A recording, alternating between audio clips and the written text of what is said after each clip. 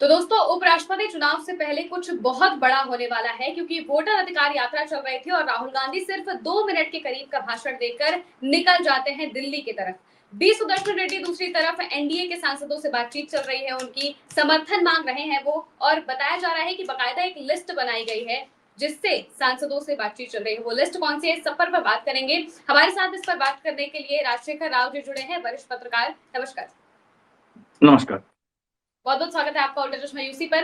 राजशेखर जी, सबसे पहला सवाल मेरा यही है कि राहुल गांधी की वोटर अधिकार यात्रा चल रही थी, इस बीच वो दिल्ली निकल जाते हैं, बहुत छोटा सा भाषण देकर बहुत तेजी में निकल जाते हैं। क्या उपराष्ट्रपति चुनाव को लेकर कुछ बड़ी बैठक या फिर कोई रणनीति बनने वाली है?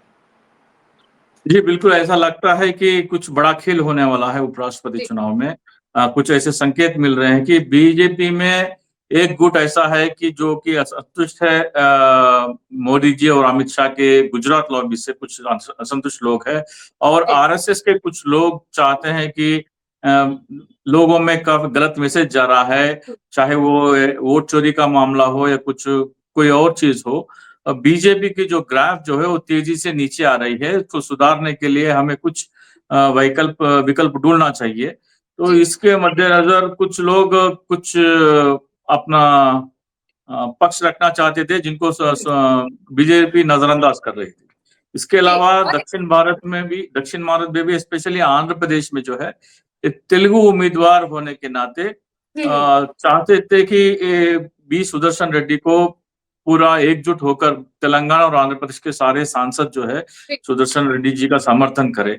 एक और बात है, वेंकैया नायडू जी जो तेलुगु उपराष्ट्रपति थे, आमतौर पर उपराष्ट्रपति को राष्ट्रपति बनाने के बाद में उनको फिर बाद में रिटायरमेंट होती है, लेकिन जब वेंकैया नायडू की बात हुई तो उनको वो राष्ट्रपति नहीं बनाया गया। एक बात जो है ना, तेलुगु के सांसदों के दिल में खटक रही है, क्योंकि नीलम संजीव रेड्डी के बाद में काफी दिनों के बाद में हमारे पास ये मौका मिला। फिर कम से कम 3 दशक हो गए। एक मौका तो वेंकैया नायडू जी को देना था। ये सारे बातें जो है ये आंध्र प्रदेश और तेलंगाना में चल रही है। और एक बड़ी बात सुदर्शन रेड्डी जी ने कही थी कि चंद्रबाबू नायडू काफी समझदार आदमी है और सही समय पर उचित निर्णय लेने के वो माहिर है करके सुदर्शन रेड्डी कहा। और सुदर्शन रेड्डी के बाद में आंध्र प्रदेश और तेलंगाना के तेलुगु जो सांसद है, उनमें थोड़ा गहमा गहमी शुरू हो गई है। जैसे कि ममता दीदी करती थी प्रणब दा के लिए, पार्टी के भीतर जाके वो मतलब बियॉन्ड पार्टी लाइन जाके वो वोट करती है, वैसे ही जब बात हो गई अपना प्रतिभा पाटिल जी की, तो उनको जब शिवसेना के सांसद जो है जब एनडीए में हुआ करते थे, उसके बावजूद महाराष्ट्रियन होने के नाते, मराठी महिला होने के नाते उनको समर्थन दिया गया। तो बिल्कुल। और तेलुगु इस के पर सांसद जो है इसी लाइन पर आने की जो है ना संभावनाएं थोड़ी धीरे धीरे से तूल पकड़ रही है। पहले तो नहीं था, जब उन्होंने नामांकन दाखिल किया तब भी नहीं था, लेकिन आज और कल मतलब 2 दिन से जो है ना, ये स्टैंड जो है तेजी से तूल पकड़ रही है।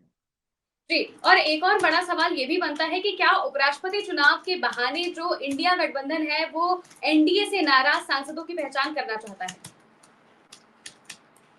जी बिल्कुल, मतलब जो भी बीजेपी के तो आप अलग करते हैं, लेकिन बीजेपी के जो गुट है, जो उनमें थोड़ा असहमति है, मतलब पासवान के सांसद हो सकते हैं, थोड़े बहुत जदयू के भी सांसद हो सकते हैं, तो उनको जो है ना कॉन्फिडेंस में लेने की कोशिश की जा रही है। इसके अलावा बीजेपी के अंदर भी कुछ सांसद है जो गुजरात लॉबी से नाराज है, उनसे भी बातचीत हो रही है। तो इस अगर कुछ मतलब अगर हार भी नहीं हुई, बीजेपी की हार भी नहीं हुई, अगर वोटों का जो फासला है वो कम भी हो गया, तो आने वाले दिनों में मोदी और अमित शाह के लिए सरकार चलाना मुश्किल हो जाएगा। ये तख्ता पलट का जो है एक संकेत हो जी, सकता है। बिल्कुल। अगर इसी पर बात हार की जीत भी का है अंतर आपने। भी कम हो जाए तो एक संकेत बन सकता है।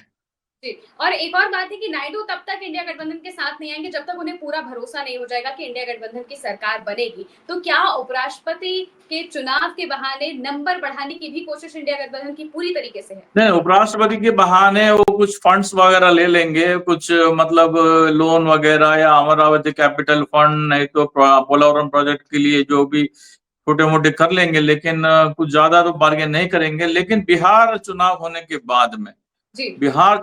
के बाद में कुछ खेल होने की संभावनाएं नजर आती है। चंद्रबाबू नायडू के जो, जैसे हम गोदी मीडिया कहते हैं नॉर्थ में, चंद्रबाबू नायडू के यहाँ जो मीडिया चैनल से, उनको येलो मीडिया कहा जाता है। येलो मीडिया में ऐसी स्टोरीज आजकल चल रही है, इससे लगता है कि मोदी और चंद्रबाबू नायडू के बीच में कुछ अनबन सा लग रहा है, थोड़ी दूरियां बढ़ रही है।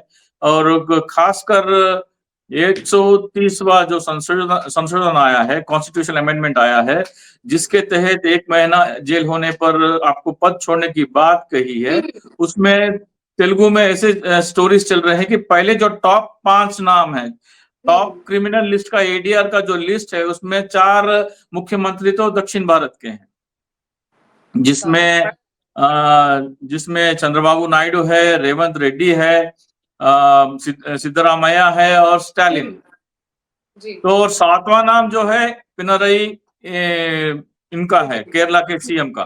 तो अगर देखें तो टॉप 10 में 5 लोग जो है सारे दक्षिण भारत के मुख्यमंत्री है। तो बात यहाँ ये भी चल रही है कि दक्षिण भारत के मुख्यमंत्रियों को जेल भेजकर या किसी तरह का दबाव बनाकर सत्ता हासिल करने के लिए ये कानून लाया जा रहा है, इसकी भी चर्चा हो रही है।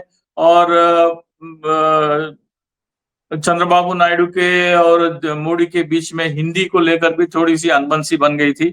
तो पहले तो हालांकि उन्होंने सपोर्ट किया था वक्फ बिल का, लेकिन यहाँ पर उनका काफी विरोध हुआ।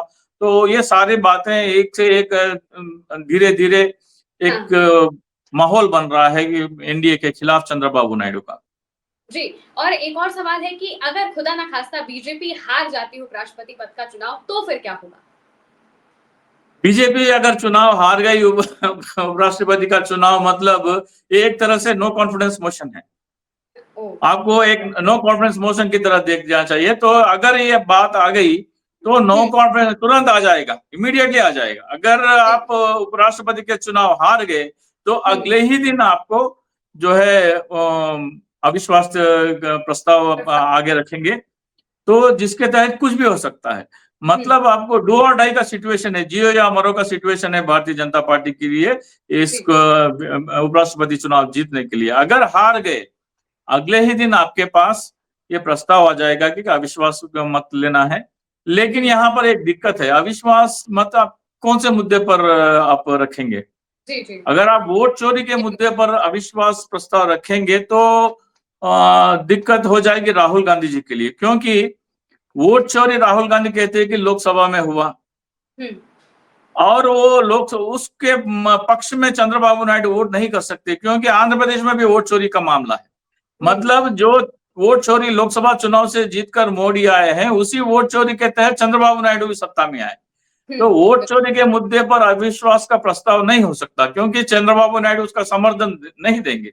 उसका समर्थन देने का मतलब है कि वो खुद वोट चोरी से चुनकर आए, तो मुद्दा कुछ और होगा। मोदी का मतलब डिग्री का एक बहुत मामला है, वो भी एक मामला अटका हुआ है। अगर सुप्रीम कोर्ट चले जाते हैं तो सुप्रीम कोर्ट में आप डिग्री को सार्वजनिक करने की बात हो गई, तो अगर वो फेक डिग्री निकली तो आपकी सदस्यता चली जाएगी, मतलब सांसद नहीं रहेंगे वो। मतलब आप अपने एफिडेविट में गलत समाचार देके चुनाव लड़ने का मतलब है कि आप अगर साबित हो जाता है तो आपको अपनी सदस्यता छोड़नी पड़ेगी, तो वो एमपी नहीं रहेंगे तो पद छोड़ना पड़ेगा। तो ये सारी बातें चल रही है धीरे धीरे, और मेरे ख्याल से उपराष्ट्रपति चुनाव में कुछ ही कम आसार है, 20-25% आप एक्सपेक्ट कर सकते हैं कि कुछ खेल हो सकता है। लेकिन मेरे ख्याल से बिहार चुनाव के बाद में कुछ बड़ा होने वाला है।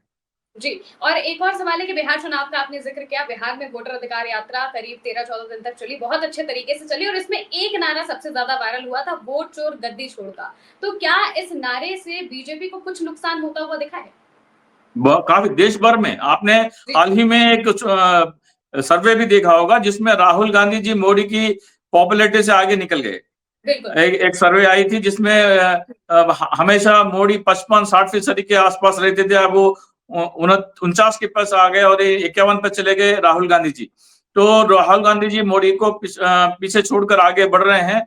जैसे जैसे बिहार के चुनाव नजदीक होते जाएंगे और विपक्ष एकजुट होकर आगे बढ़ेगा तो राहुल गांधी की पॉपुलैरिटी जो है काफी आगे चलेगी। लेकिन राहुल गांधी जी को ये तय करना है कि बिहार चुनाव के बाद में अगर मध्यावधि चुनाव आते हैं तो क्या उन्हें मध्यावधि चुनाव की ओर जाना है या टीडीपी और जेडीयू के सदस्यों का समर्थन लेके सरकार बदलना है।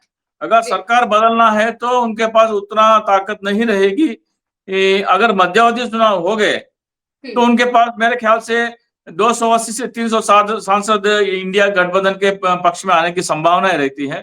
तो राहुल गांधी जी को इसके ऊपर सोच विचार करना चाहिए।